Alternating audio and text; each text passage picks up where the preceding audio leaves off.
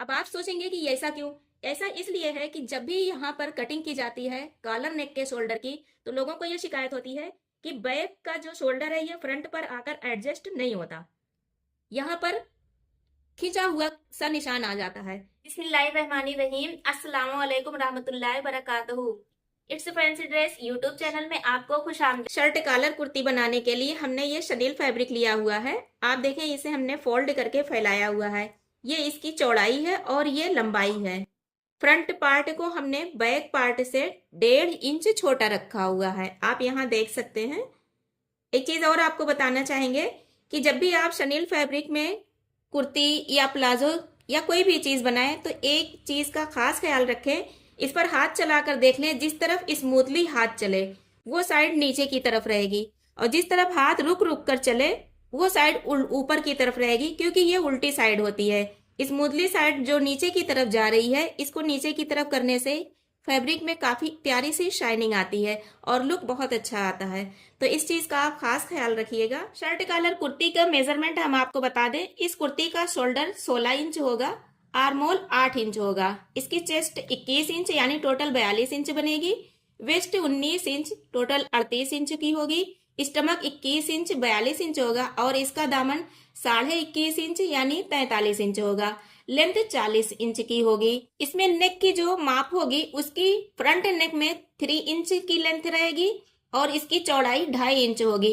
Back neck की length 1 inch की हम रखेंगे।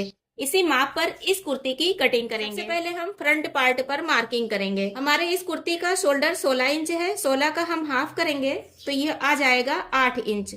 8 इंच पर हम शोल्डर की मार्किंग करेंगे।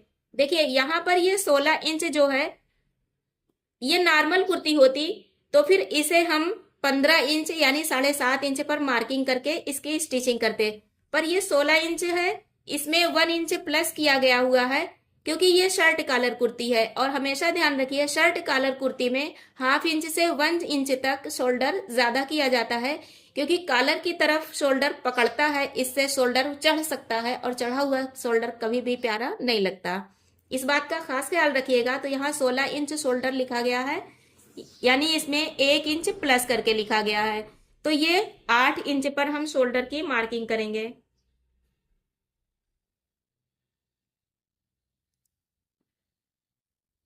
आठ इंच पर हमने शोल्डर मार्किंग की। शोल्डर को यहाँ पर हम डाउन करेंगे 1 इंच।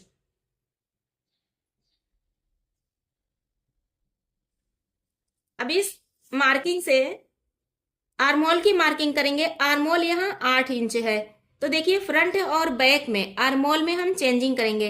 ये 8 इंच आर्मोल है, तो फ्रंट आर्मोल में 8 इंच में हम आधा इंच माइनस कर देंगे, 7.5 इंच फ्रंट आर्मोल में हम कटिंग करेंगे। क्योंकि बैक पार्ट जो हमारा है ये यहाँ पर 1.5 इंच बड़ा है, ये जब इस साइड मुड़ेगा इस तरह से आकर सेट होगा तो यहाँ पर आर्मोल हमारा एडजस्ट हो जाएगा। यहाँ पर मार्किंग करेंगे 7.5 इंच पर। चेस्ट 21 इंच है, 21 का हाफ कर लेते हैं तो ये 10.5 इंच आ रहा है। 10.5 इंच पर चेस्ट की मार्किंग करेंगे।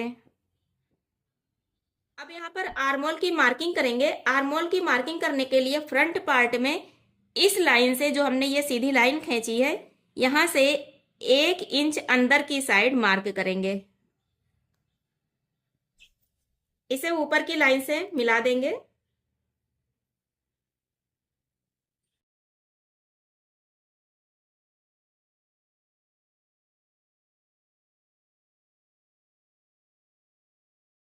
अभी इस लाइन का हाफ करेंगे। ये जो हमारी लाइन है इसका हाफ करेंगे और एक मार्क कर देंगे। यहीं से अगर आपके पास इस तरह का चादा है तो इस चादे को रख कर आप इस तरह आर्मोल की मार्किंग कर सकते हैं। अगर आपके पास चादा नहीं है तो आप फ्री हैंड भी कर सकते हैं। तो देखें बहुत ही आसानी से ये सेट हो जाएगा।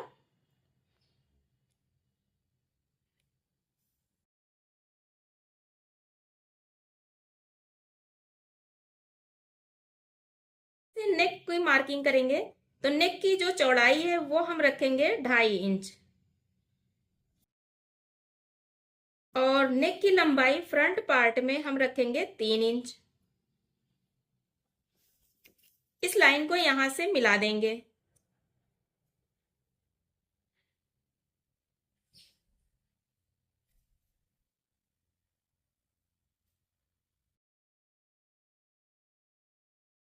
यहां पर एक सीधी लाइन खींच के शेप दे देंगे।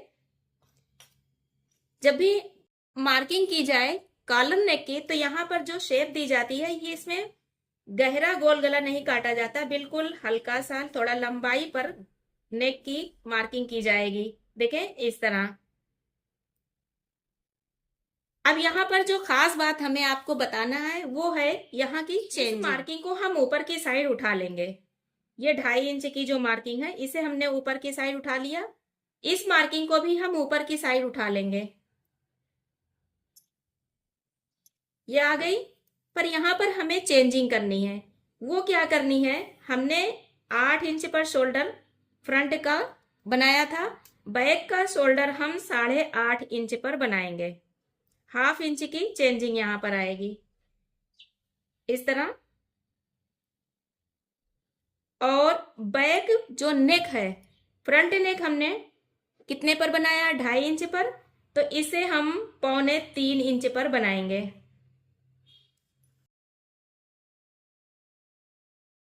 अब आप सोचेंगे कि ऐसा क्यों? ऐसा इसलिए है कि जब भी यहाँ पर कटिंग की जाती है कॉलर नेक के शोल्डर की, तो लोगों को यह शिकायत होती है कि बैक का जो शोल्डर है ये फ्रंट पर आकर एडजस्ट नहीं होता।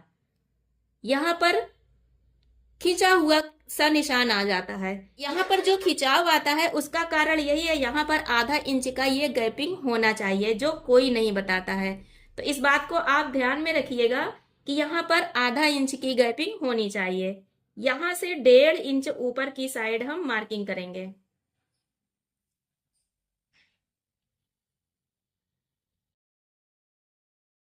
इन दोनों निशानों को एक दूसरे से मिलाएंगे।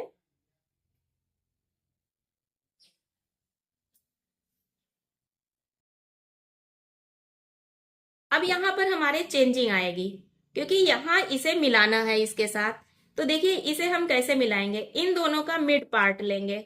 तो इन दोनों का जो मिड पार्ट है वो ये है। अब इस मिड पार्ट पर हम यहाँ इस तरह से राउंड शेप देते हुए इसे मिलाएंगे, यानी हाफ इधर से हाफ इधर से। देखिए इस तरह राउंड शेप हल्का सा देते हुए इसे ऊपर की साइड ले जाकर मिला देंगे। आई होप कि आपको दिखाई दे रहा हो। ये राउंड शेप पर इस तरह यहाँ आकर मिल जाएगा। बैक नेक की जो हमारी गहराई होगी वो 1 इंच की होगी। तो यहाँ हम 1 इंच पर नेक की मार्किंग करेंगे। ये देखें इस तरह से। अब इसके बाद कमर की नाप लेंगे, स्टमक की लेंगे और दामन की लेंगे। इसकी फिटिंग की माप के हिसाब से मार्किंग करके और यहाँ पर कटिंग की जाएगी। इसकी हम मेन जो यहाँ पर चेंजिंग थी ये बताने के लिए आज का ये वीडियो हम आपके लिए लेकर आए हैं। तो अब हम इसकी कटिंग करेंगे।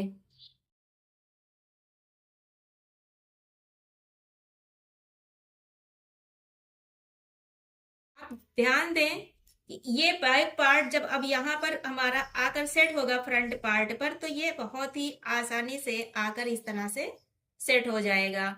और ये हमारे आर्मोल की माप भी बिल्कुल परफेक्ट आएगी। हमने फ्रंट में हाफ इंच कम किया था जो यहाँ से कवर हो जाएगा। बाकी कुर्ती की कटिंग कर देंगे।